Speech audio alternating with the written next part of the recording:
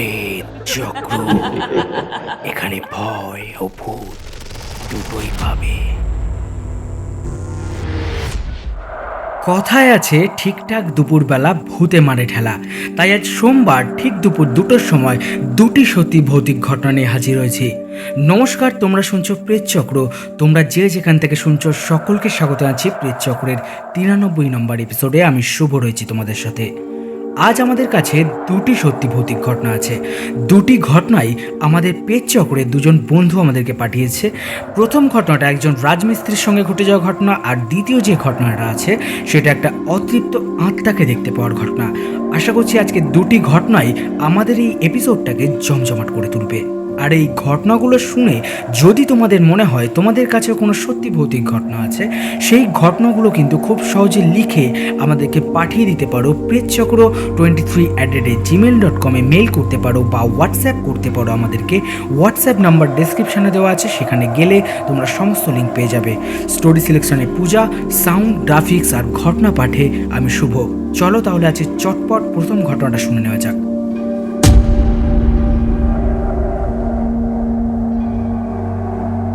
নমস্কার দাদা, আমি তোমার প্রেতচক্র পরিবারের একজন সদস্য। আমার নাম রাজু নায়েক। আমার বাড়ি বসিরহাটে। আমি আজ প্রেতচক্রের বন্ধুদের সাথে একটা অলৌকিক ঘটনা শেয়ার করব। আশা করছি তুমি ঘটনাটা সিলেক্ট করবে। ঘটনাটা আমার নিজের সাথে ঘটেনি। ঘটনাটা আমি কালেক্ট করেছি একজন রাজমিস্ত্রির কাছ থেকে। ওই রাজমিস্ত্রির নাম সোহেল। ওনার কাছ থেকে আমি ঘটনাটা শুনেছি। উনি যেইভাবে ঘটনাটি আমায় বলেছিল আমি ঠিক ওনার মতন করেই লেখার চেষ্টা করছি। আমার নাম সোহেল। আমি রাজমিস্ত্রির কাজ করি। আমি যেই কন্ট্রাক্টরের আন্ডারে কাজ করি, উনি আমাকে একদিন বলল যে একটা 5তলা বিল্ডিং তৈরি হচ্ছে। ওই বিল্ডিংটার প্লাস্টারের কাজ বাকি আছে। ওই কাজটা আমাকে কমপ্লিট করতে হবে। আমরা 4 জন মিস্ত্রি আর 5 জন লেবার, টোটাল 11 জন মিলে ওই বাকি কাজটা শেষ করব। আমাদের কাজটা শেষ হলে তারপরে আবার রঙের কাজ শুরু হবে। সোহেল ভাই বিল্ডিংটার যে জায়গাটা, সেই জায়গার নামটা বলেছিল, কিন্তু আমি ওই জায়গার নামটা গোপন করছি। যাই হোক, এবার ঘটনায় আসি। তো আমরা 11 জন ওই বিল্ডিংটায় সময় মতন পৌঁছে গেলাম এবং কাজও শুরু করে দিলাম। যেই বিল্ডিংটায় কাজ করছিলাম, ওই বিল্ডিংটায় আমরা কয়েকজন বাদে আরও একজন সিকিউরিটি গার্ড রাতে থাকতো। তো কাজ বেশ ভালোই চলছে। আমরা সবাই মিলে গ্রাউন্ড ফ্লোরে একটা বড় ঘরে নিচে বিছানা করে একসাথেই রাতে শুতাম। ওইখানেই রান্না খাওয়া দাওয়ার কাজ সারতাম। যেদিন ঘটনাটা ঘটেছিল ওই দিন প্রচণ্ড গরম পড়েছিল, তাই নিচে সবার সাথে শুতে বেশ কষ্ট হচ্ছিল। বাইরে বেশ হাওয়া দিচ্ছিল, তাই আমি ভাবলাম যে ছাদে গিয়ে শুলে কেমন হয়। যেই ভাবা সেই কাজ। আমি একটা মাদুর, মশারি, জলের বোতল আর একটা হাত পাখা নিয়ে সোজা ছাদে চলে গেলাম। 5তলা ছাদ, তাই উঠতে বেশ সময় লাগলো। তো ছাদে উঠলাম, গিয়ে দেখলাম বেশ হাওয়া দিচ্ছে। আমি দেরি না করে ছাদের সিঁড়ির ঘরের দরজার কাছে মশারিটা কোনো মতে টাঙিয়ে মশারির ভেতরে ঢুকে শুয়ে পড়লাম। এবার এখানে ছাদটার কিছুটা বর্ণনা দেওয়া দরকার।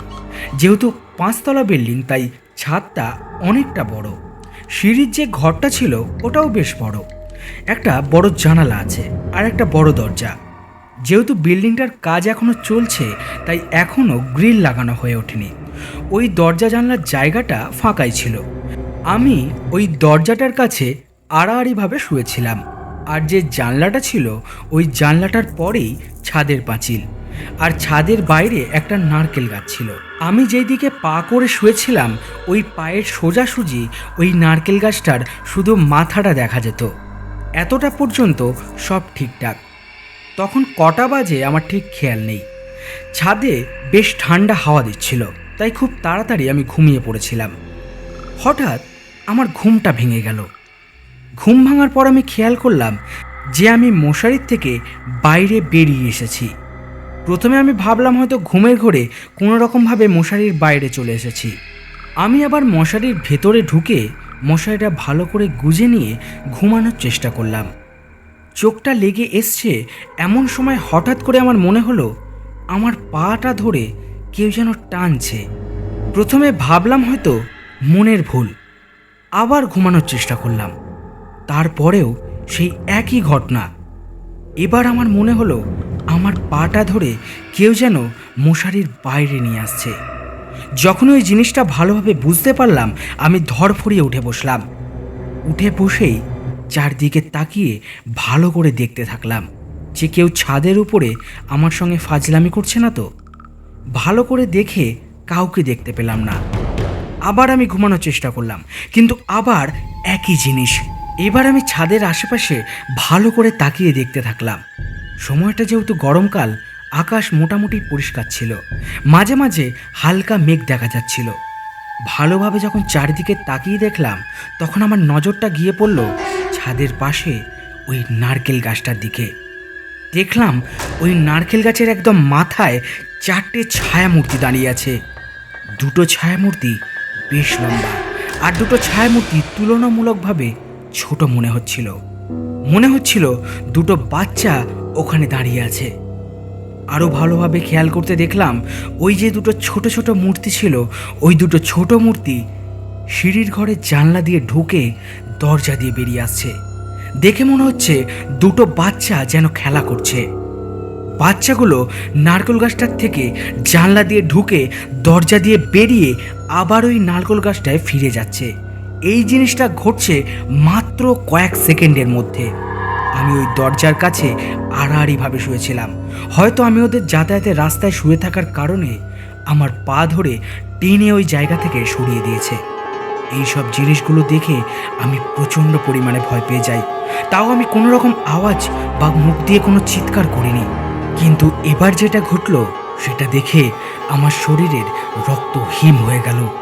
ওই যে বাচ্চা দুটো খেলা করছিল, ওদের মধ্যে একটা ছায়ামূর্তি খেলতে খেলতে হঠাৎ আমার মুখের সামনাসামনি এসে দাঁড়ায়।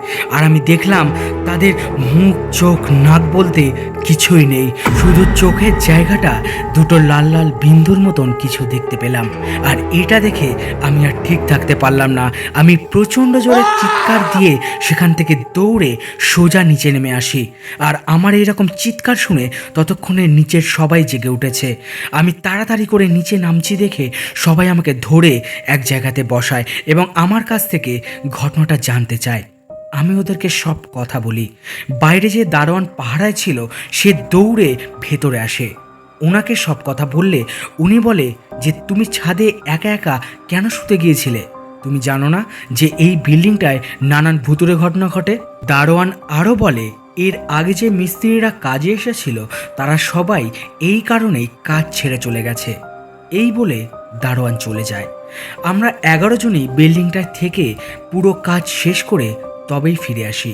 কিন্তু এরপর থেকে যখন আমরা কোথাও যেতাম, বিশেষ করে রাতের বেলা, আমরা 3-4 জন দল বেঁধে একসঙ্গে যেতাম। এরপর সেরকম কোনো ঘটনা আর আমাদের সঙ্গে ঘটেনি। এটা বলে সোহেল ভাই নিজের সঙ্গে ঘটে যাওয়া ঘটনাটা শেষ করে।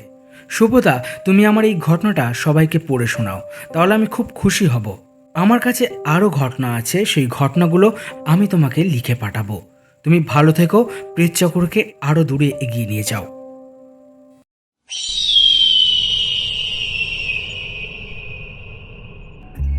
তাহলে কেমন লাগলো আজকের প্রথম ঘটনাটা? আজকের ঘটনাটা খুব ভয়ের একটা ঘটনা ছিল। আজকের ঘটনাটা যদি তোমাদের ভালো লেগে থাকে তাহলে লাইক করে দিও, কমেন্ট করে জানিও তোমাদের মতামত। আমি কিন্তু তোমাদের কমেন্টের আশায় থাকি। তোমরা কমেন্ট করলে আমি বুঝতে পারি যে ঘটনাটা তোমাদের কেমন লাগছে আর কী ধরনের ঘটনা তোমরা শুনতে চাইছো। আর যেটা না বললেই নয়, তোমরা কিন্তু ঘটনাগুলোকে বেশি বেশি করে শেয়ার করে দিও, কারণ তোমরা শেয়ার করলে অনেকেই জানতে পারবে যে আমরা একটা শো করি যেখানে সত্যি ভৌতিক ঘটনা শোনানো হয়। অনেকে কিন্তু তোমাদের মতোই সত্যি ভৌতিক ঘটনা শুনতে ভালোবাসে। তারা হয়তো তোমাদের সেই পোস্ট দেখে আমাদের চ্যানেলটাতে ভিজিট করবে এবং তারাও আমাদেরকে তোমাদের মতোই সাপোর্ট করবে। আর যারা নতুন আমাদের চ্যানেলটা ভিজিট করছো তারা আমাদের চ্যানেলটা সাবস্ক্রাইব করে নোটিফিকেশান বেলটা অন করে আমাদের সঙ্গে থাকবে। আর তোমাদের কাছে যদি এরকম কোনো সত্যি ভৌতিক ঘটনা থাকে, সেটা তোমার নিজের সঙ্গে ঘটে যাওয়া ঘটনা বা কারোর মুখ থেকে শোনা ঘটনা, সেই ঘটনাটা তোমরা খুব সহজে লিখে আমাদেরকে পাঠাতে পারো, মেল করতে পারো pretchakro23@gmail.com বা হোয়াটসঅ্যাপ করতে পারো আমাদেরকে। হোয়াটসঅ্যাপ নাম্বার ডেসক্রিপশন বক্সে দেওয়া আছে, সেখানে গেলে তোমরা সমস্ত লিঙ্ক পেয়ে যাবে। তাহলে বেশি দেরি না করে দ্বিতীয় ঘটনাটা শুনে নেওয়া যাক।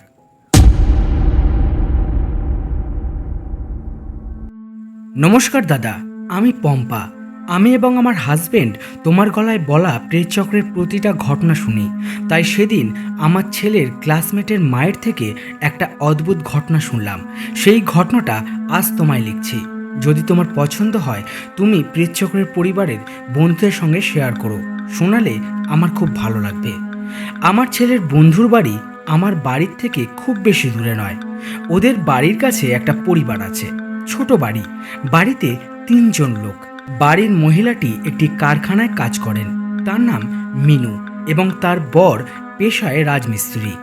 ওনাদের বাড়িটা অনেক পুরনো আমলের। শ্বশুর শাশুড়ি দুজনেই মারা গেছে। মিনুর কাছ থেকেই সেই ঘটনাটি শুনেছিল। যেভাবে ও আমাকে বলেছিল আমি ঠিক সেইভাবেই লিখছি।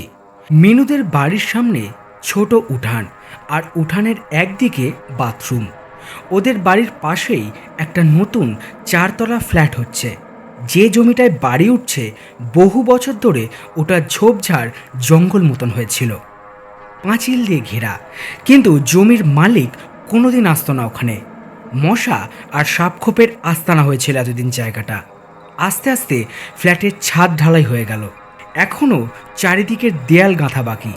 কিন্তু কোনো লেবার মিস্ত্রি রাতে ওই ফ্ল্যাটটাতে থাকতো না। কেন কে জানে। ওরা খানিক দূরে একটা বাড়ি ভাড়া নিয়ে সেখানে রাতের বেলায় ঘুমাতো। এদের সঙ্গে কোনো মহিলা মজুর থাকতো না। ফ্ল্যাটটা ওঠার পর মিনু ভেবেছিল এতদিনে ঝোপ জঙ্গল পরিষ্কার হয়ে জায়গাটা বেশ সুন্দর হয়ে যাবে। এবার আসল ঘটনায় আসি। একদিন রাতে মিনু বাথরুমে যেতে গিয়ে হঠাৎ নুপুরে ঝুমঝুম শব্দ পেয়ে এদিক ওদিক খুঁজতে লাগলো কোথার থেকে শব্দটা আসছে। তারপর সে দেখল পাশের নতুন ফ্ল্যাটটির সিঁড়ি দিয়ে একটি মেয়ে উপরে উঠে যাচ্ছে। রাতের অন্ধকারে মেয়ে না বউ সেটা বোঝা যাচ্ছিল না অবশ্য। শুধু নুপুরের শব্দটাই কানে আসছিল। বাথরুমটা খোলা উঠানের মধ্যে হওয়ায় পাশের বাড়িটা ভালোভাবেই চোখে পড়ছিল। মিনু বাথরুম থেকে বেরিয়ে ঘরে এসে দেখল রাত তখন প্রায় 2:30। মিনু মনে মনে ভাবতে থাকলো, এত রাতে কে ওই মেয়েটা সিঁড়ি দিয়ে উপরে যাচ্ছিল? উপরে তো ন্যাড়া ছাদ। পরদিন সকালে ওর বর রাজুকে এ ব্যাপারে বলল। রাজু বলল, সে কি গো, কোনো আত্মহত্যার ব্যাপার নয় তো? কিন্তু পরদিন কোনো মেয়ের বডি দেখা গেল না ওই বাড়িটার কাছে। রাজু বলল, তুমি বোধহয় চোখে ভুল দেখেছ। এত রাতে কোন মেয়ে ওই ন্যাড়া ছাদে হাওয়া খেতে যাবে? মিনু ভাবল, এতটা চোখের ভুল কি হতে পারে? পরদিন রাতেও মিনুর চোখে পড়ল ওই একই দৃশ্য। একটি মেয়ে সিঁড়ি দিয়ে ছাদে উঠে যাচ্ছে, দুপায়ে ছুমছুম করে নুপুর বাজছে।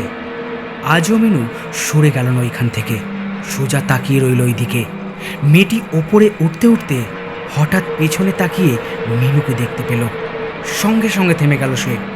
এমন সময় রাজু মিনুকে ঘরে না দেখে সে মিনু মিনু বলে চিৎকার করতে লাগলো। রাজুর চিৎকার শুনে মিনু ঘরের দিকে তাকালো আর মুহূর্তের অন্যমনস্কতায় দেখল সিঁড়িতে মেয়েটা আর নেই। ভীষণ ভয় পেয়ে গেল মিনু। 1 সেকেন্ডের মধ্যে মেয়েটা কোথায় চলে গেল। ততক্ষণে রাজু মিনুকে খুঁজতে খুঁজতে বাইরে চলে এসেছে এবং পুরো কথাটা মিনু রাজুকে বলল। রাজু বলল, আজ তোমার সঙ্গে আমিও দেখব কোন মেয়ে সিঁড়ি দিয়ে এত রাতে ছাদে ওঠে। রাতে দুজনে উঠানে এসে দাঁড়ালো। একটু পরেই দেখা গেল মেয়েটিকে। ঝুমঝুম নুপুরের শব্দও শোনা গেল। রাজু আর মিনু দুজনে মিলে ঠিক করলো তারা আস্তে আস্তে মেয়েটির পিছু নেবে, দেখবে মেয়েটা ছাদে গিয়ে কি করে। মিনুর প্রথমে যাওয়ার ইচ্ছা ছিল না, ও খুব ভয় পাচ্ছিল। কিন্তু রাজু ওকে খুব জোরাজুরি করলো, বলল, চলো, নাহলে প্রত্যেক দিন তোমার রাতে ঘুম হবে না। আজ দেখি কি হয়। এটা যদি কেউ বদমাইশি করে সেটাও আজকে ধরা পড়ে যাবে। শেষে মিনু রাজি হলো। ওরা দুজনে ওই সিঁড়ি দিয়ে উঠতে থাকলো খুব সাবধানে। মেয়েটা ওদের আগে আগে উঠে ছাদে পৌঁছে গেল। একবারও পেছনে দেখেনি মেয়েটা, তাহলে মিনুদের দেখতে পেয়ে যেত। মিনু আর রাজু দেখল মেয়েটা ছাদের ধার ঘেঁষে পাঁচিল বেয়ে হেঁটে হেঁটে চারদিকে ঘুরে বেড়াচ্ছে। এইরকমভাবে কিছুক্ষণ চলবার পর একটু পরেই ওদের চোখের সামনে ভোজবাজির মতন শূন্যে মিলিয়ে গেল মেয়েটা। এটা দেখে ওরা ভয় পেল এবং কোনো মতে তাড়াতাড়ি করে সিঁড়ি দিয়ে নিচে নেমে সোজা তাদের ঘরে ঢুকে গেল। এখন দুজনেই অত্যন্ত ঘাবড়ে গেছে, কি করবে বুঝতে পারছে না। ওরা বুঝতে পেরেছে যে ওখানে যাওয়াটা তাদের ঠিক হয়নি। পরদিন মিনু পাড়ার একজন গুণিন ওঝাকে সব জানালো। গুণিন বলল, ওই জায়গাটাতে এতদিন নোংরা ঝোপঝাড়ে ভরা পুরো জমি হয়েছিল। এই রকম জায়গায় অশরীরী আত্মারা বাস করে। এখন বাড়ি উঠে যাচ্ছে ওখানে। সেই অতৃপ্ত আত্মা এখন বাসহারা হয়ে গেছে, তাই ও বাড়ির ছাদে ওর নিজের আস্তানা খুঁজে নিয়েছে। ওর তো একটা থাকার জায়গা চাই। এখানে যারা আসবে হয়তো তাদেরকে ও কোনো ক্ষতি করবে না, কিন্তু ছাদটা মনে হয় আর ছাড়বে না। ছাদে যদি কেউ অনেক রাতে যায় সে ওকে দেখতে পাবে। তারপর ওঝা মিনুকে বলল, তোমাদের বাড়ি আমি বেঁধে দেব, যাতে ওই প্রেতাত্মা আসতে না পারে। তারপর ওঝা তাদের বাড়ি বেঁধে দেয় এবং ওদেরকে একটা করে মাদুলি দেয় এবং বলে দেয় রাতের বেলা কোনো রকম আওয়াজ পেলে যেন তারা ঘরের থেকে বাইরে না বেরায়। এই ঘটনার পর তারা তাদের বাথরুমটা বাড়ির ভেতরে তৈরি করে নেয়, যাতে রাতের বেলা আর বাইরে না যেতে হয়। তারপর অনেক বছর হয়ে গেছে, ওখানে ফ্ল্যাটটা কমপ্লিট হয়ে গেছে এবং ফ্ল্যাটে লোকজনও থাকে। সেইভাবে তাদের সাথে এখনও কোনো অস্বাভাবিক ঘটনা ঘটেনি। আশা করছি ঘটনাটা তোমার ভালো লাগবে। যদি ভালো লাগে তাহলে প্রেতচক্রের বন্ধুদের সঙ্গে অবশ্যই শেয়ার করো। আর তুমি ভালো থেকো, প্রেতচক্রকে এগিয়ে নিয়ে যাও।